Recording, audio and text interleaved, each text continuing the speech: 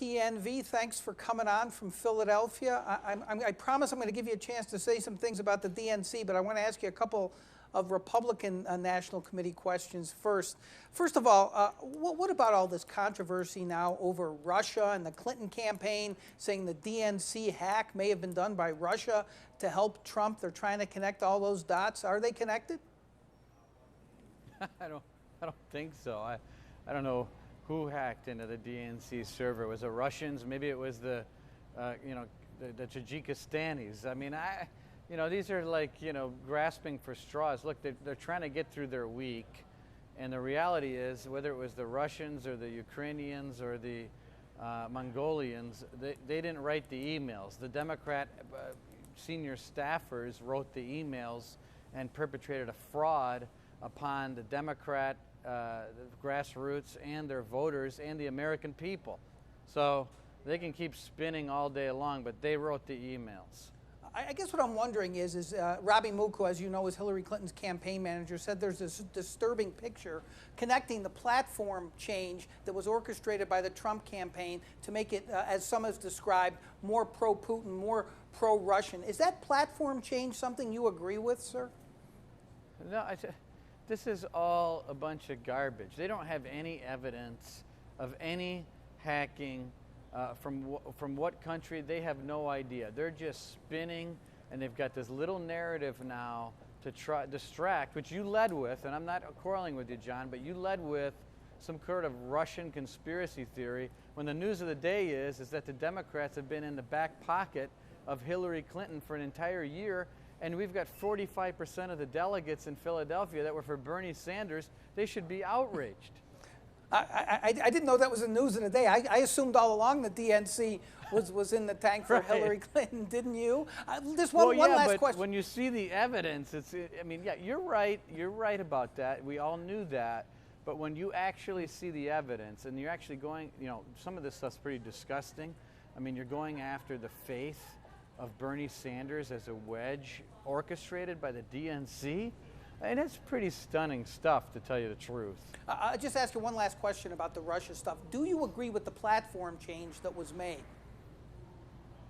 Listen, I agree with the platform. I mean, this is a platform written by the delegates of our party, passed by 112 members that were elected by the grassroots of our party.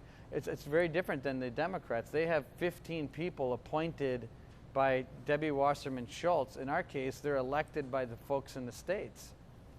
I guess what I'm wondering is, I think I saw something that you said about Bernie Sanders vis-a-vis the DNC hack and him speaking tonight, that you don't think he should lie down like a puppy dog. You don't think he will lie down like a puppy dog. What did you mean by that? Well, what I mean is, I can't imagine that Bernie Sanders is going to speak tonight with half of that floor and not address this email issue. I think he is going to address the email issue. I think that Debbie Wasserman Schultz is now not going to be gaveling in tonight. I don't know if the rules allow that to happen or not. I think there may not be the end of the story with how this is going to end today.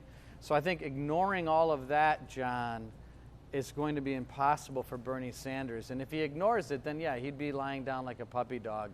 And I think his own delegates will reject that from Bernie Sanders tonight. Couldn't you say the same thing, though, about Ted Cruz at the Republican convention, that if he hadn't done what he had done, he would have been lying down like a puppy dog as well? No, because I think that in the case of Ted Cruz, number one, no one expected an endorsement. No one. I'm telling you the truth. Not anyone thought that he was going to come in there and endorse. But I think what people thought he was going to do, I thought he would be maybe a little more positive about Donald Trump and a few more nice things sprinkled into his speech. And so I would just say this, we love Ted. I would just say, though, that he did unify the arena there, John. I mean, the arena was unified, that something kind of just missed the mark there with that speech. But I think it was better that we let him speak than not. I think that would have been a mistake. And I think it shows the graciousness of Donald Trump to say, I'm gonna let you speak without condition, and he did it. And I thought actually in the end it was a better decision. I have to ask you about your comment about Cruz and Trump, and saying that Donald Trump was saying it wasn't factual when he again brought up the morning after the convention his slander about Ted Cruz's father. What did you mean he wasn't saying it wasn't factual? Why don't you just say Donald Trump never should have said that? No, I have said that, John. What I was trying to say, maybe I was not doing a good job of it yesterday. What I said was, look, Cruz brought up the fact, look, he said some things about my dad and my wife, and I understand that. Those are wounds that are going to take some time. What I was saying was that Trump didn't bring it up again. He was trying to defend himself and say, well, I didn't bring it up. He brought it up. I never talked about it. It was in this National Enquirer. But that all being said, I would agree that the best thing to do is not talk about other Republicans, not talk about old issues, but talk about your vision for the future, your vision for America, and why Hillary Clinton would be a lousy choice for our country. I think that if Donald Trump sticks to those issues, I think the sky will be the limit for him. So I'm agreeing with you, and maybe I didn't do a good job of that yesterday. You do think it's outrageous that he brought up a story in the National Enquirer that has no verification implying that Ted Cruz's father was involved in JFK's assassination. But you do think that's outrageous? I mean, listen, but he didn't bring it up. He was defending, Cruz brought it up. Trump was defending that he didn't bring it up, and it was a circular conversation going on, and that's all I was trying to say. But you do repudiate that claim, do you not? I do, but I did that months ago. I mean, but the claim, this wasn't something new the other day. This was something that he was responding to and defending himself on by saying he didn't bring it up, and he didn't bring it up. But that's silly, right? He didn't bring it up. He did bring it up. He brought up the story in the National Enquirer, right? Okay, here's my point. Cruz brought it up as a reason for the non-endorsement. Trump defended himself, saying he wasn't talking about it again and that he never actually made those comments, that he was referencing the National Enquirer article, but he didn't relitigate the issue after the convention. He was responding to something that Ted Cruz had said. And I said from the beginning that those are issues that he shouldn't talk about, and he shouldn't talk about other Republicans. So I'm not arguing with you, John, so I don't know why you keep I'm in agreement with you, okay? Since we're in agreement, let me move on to something else then, which is okay. What was said by Hillary Clinton in that 60 Minutes interview. I'm wondering what your reaction is to her invoking what she called the Hillary standard. In other words, she's been treated differently and in the implication worse than other candidates. Do you think there's something to that?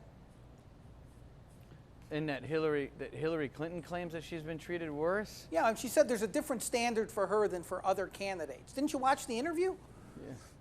Yeah, I did. I didn't hear your question. Oh, okay.